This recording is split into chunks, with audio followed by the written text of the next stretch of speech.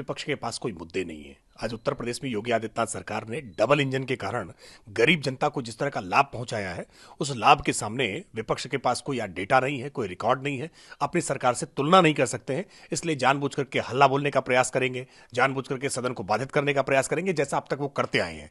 हम विपक्ष से अपेक्षा करते हैं कि वो शांतिपूर्वक ढंग से सदन को चलने दें, जो भी जनहित के मुद्दे हैं, जो सवाल हैं, वो सवाल उठाएं। सरकार हर सवाल का जवाब देने के लिए तैयार है। ये सरकार जनता के प्रति जवाबदेह है और जनता के जो भी सवाल होंगे उन सवालों का हम जवाब देंगे। शीतकालीन सत्र की कल शुरुआत होगी। 18 तारीख को कांग्रेस पार्टी ने एक प्रदेश व्यापी विधानसभा घेराव का आयोजन कर रही है, जिसमें अलग अलग जिलाध्यक्षों को जिम्मेदारी दी गई है कि लखनऊ के विधानसभा पर आए और तमाम मुद्दों को लेकर वहां पर सवाल पूछने का काम करने की बात कह रहे हैं। देखो, कांग्रेस पार्टी विधानसभा घेरने की बात कर रही है, ये बहुत हास्यास्पद है। कांग्रेस पार्टी के पास इतने कार्यकर्ता हैं क्या? इतना उनका जनता में समर्थन है क्या कि वो विधानसभा का घेराव कर सकें? कांग्रेस पार्टी पहले अपने लोगों की इकट्ठा तो कर पाए। कांग्रेस पार्टी पूरे प्रदेश नहीं है, पूरे देश भर से लोगों को बुलाए और कांग्रेस शासित राज्यों से लोगों को बुलाए, तो शायद हो सकता है कुछ विधानसभा घेरने की वो कोई कोशिश कर सकें। उत्तर प्रदेश में कांग्रेस पार्टी में इतना दम नहीं है, इतनी क्षमता नहीं है और जनता के बीच में उनका जुड़ाव नहीं है। संभल में कल इंक्रोचमेंट हटाने के दौरान एक प्राचीन मंदिर मिला और सालों से जो बंद था, जिसपे एक अतिक्रमण था एक समुदाय के द्वारा, आज कल उसे खोल दिया गया। आज पूजा अर्चना के लिए भी शुरू कर दी गई। देखिए, बहुत दुर्भाग्यपूर्ण है। इस देश में संविधान ने आज़ादी दी है आर्टिकल 25 से कि हर व्यक्ति अपनी आज़ादी से अपनी पूजा पद्धति को मान सकता है, अपनी उपासना पद्धति को मान सकता है।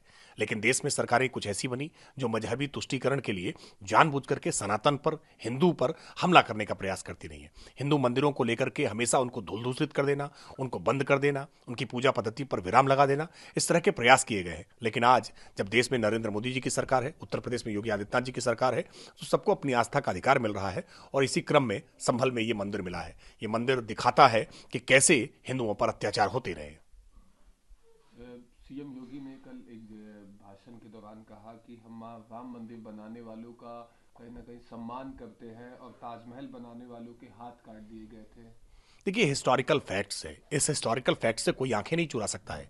ये सच है कि दुनिया का 7वां आश्चर्य बताने वाले ताजमहल के पीछे एक कितनी करुण कहानी है, एक दर्दनाक कहानी है कि जिन्होंने ताजमहल इतना खूबसूरत बनाया, उनके हाथ काट लिए गए। वे भारत के मजदूर थे, ये भारत के शिल्पकार थे, ये भारत की शिल्पकला थी। लेकिन कैसे भारत की शिल्पकला का अपमान करने का प्रयास उस समय मौजूदा मुगल शासक के द्वारा किया गया था। लेकिन आज भारत में एक लोकतांत्रिक सरकार है जो आज कर्मगाह का कर्मचारियों की, कामगारों की, कैसे आज उनकी इज्जत बढ़ाने का काम करती है। आज चाहे कुंभ के जो सेवा करने वाले हों, स्वच्छता कर्मी हों, उनके पैर धुल करके प्रधानमंत्री मोदी जी उनको सम्मानित करने का काम करते हों, या रामलला के जो कर्मचारी थे, जो वहां कामगार थे, जो मजदूर थे, उनको उन पर पुष्प वर्षा करके उनका सम्मान करने का मसला हो।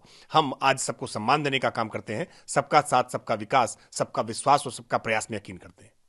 प्रधानमंत्री संविधान पर चर्चा का 2 दिनों से चल रहा है, जिसपर प्रधानमंत्री ने कल एक लंबा अपना भाषण दिया, जिस पर अखिलेश यादव ने तंज करते हुए कहा कि जो 11 जुमलों का संकल्प सुनने को मिला है, वो कहीं ना कहीं लोगों को वंशवाद की बात करते हैं प्रधानमंत्री, और वंशवादी वही हैं। और सच्चाई ये है कि ओबीसी एससी जो बिरादरी हैं, उनके आरक्षण खत्म हो गए हैं और जल्दी वह दिन आएगा जब जाति जनगणना होगी और सबको एक समान अधिकार मिलेगा। ये प्रधानमंत्री जी की कुछ बातें अखिलेश यादव जी को बेहद चुभ गई, नागवार गुजरी हैं। वंशवाद की बात तो वैसे भी अखिलेश यादव जी को बहुत नागवार गुजरती है, क्योंकि कैसे वंशवाद और विशेष करके मुगलिया सल्तनत के पैटर्न पर अपने पिता को गद्दी से उतार करके समाजवादी पार्टी की गद्दी पर कब्जा करने का प्रयास अखिलेश यादव जी ने किया था। तो जब जब वंशवाद की चर्चा होती है तो अखिलेश जी को पीड़ा होती है। और याद दिलाया था कल प्रधानमंत्री जी ने कि कैसे आपातकाल में जो लोग जेल में ठूंस दिए गए थे, जो कांग्रेस की आलोचना करते थे, आज सत्ता लोलुपता के लिए, कैसे अपनी प्रॉपर्टीज बचाने के लिए वो आज कांग्रेस के साथ गलबहियां कर रहे हैं। ये सारी बातें जब जब याद दिलाई जाएंगी तो अखिलेश जी को दर्द होगा ही। और अखिलेश यादव जी ये बात समझ लें कि इस देश का गांव, गरीब, किसान आज जातियों से ऊपर उठ करके, मजहब से ऊपर उठ करके आज प्रधानमंत्री मोदी जी के साथ खड़ा है। इसलिए वो जाति का कितना भी राग गाने की कोशिश करें, अब समाज जातियों में बंटने वाला नहीं है, क्योंकि बटेंगे तो कटेंगे और एक रहेंगे तो सेफ रहेंगे, ये नारा घर घर तक पहुंच चुका है। आंध्र प्रदेश के सीएम चंद्रबाबू नायडू कहते हैं कि एक राष्ट्र एक चुनाव को पहले वो समर्थन करते हैं, समर्थन की पुष्टि करते हैं, जिसके बाद उन्होंने एक बयान दिया है और कहा है कि चुनाव से विकास में बाधा नहीं आना चाहिए। देखिए, एक राष्ट्र एक चुनाव, इसके पक्ष में सैकड़ों तर्क हो सकते हैं, इसके पक्ष में सैकड़ों दलीलें हो सकती हैं कि कैसे एक देश में एक चुनाव कराने से आर्थिक लाभ होगा, विकास का पहिया घूमेगा। लेकिन एक देश एक चुनाव से नुकसान क्या है, विपक्ष एक कारण नहीं गिना पा रहा है। विपक्ष हर बात का केवल विरोध इसलिए कर रहा है कि यह निर्णय सत्ता पक्ष के द्वारा लिया गया है। मुझे लगता है कि बिना कारण विरोध करने से परहेज करना चाहिए, देश के जनमन को समझना चाहिए। एक देश एक चुनाव देश की जनता के हित में है, देश के विकास के हित में है। आखिरी सवाल।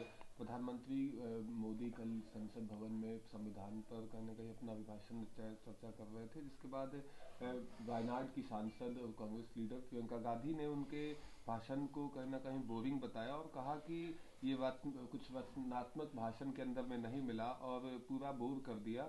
और 11 खोखले वादे उन्होंने कहा कि, और उन्होंने ये भी कहा कि अगर भ्रष्टाचार के प्रति उन्हें कोई सहनशीलता नहीं है, उन्हें कम से कम अडानी पे बहस करनी चाहिए। देखिए, 2014 से पहले देश में एक ऐसी सरकार थी जिसने नभ जल थल हर जगह भ्रष्टाचार कर दिया था, पूरा देश भ्रष्टाचार से कराह रहा था। लेकिन पिछले 10 वर्षों से अधिक समय से आज प्रधानमंत्री मोदी जी के नेतृत्व की सरकार चल रही है, जिसमें भ्रष्टाचार को लेकर के विपक्ष का एक भी आरोप आज तक साबित नहीं हो सका। राफेल को लेकर के बार बार राफेल राफेल चिल्लाते रहे राहुल, लेकिन राफेल पर फेल हो गए। सुप्रीम कोर्ट ने क्या कहा, यह देखना चाहिए।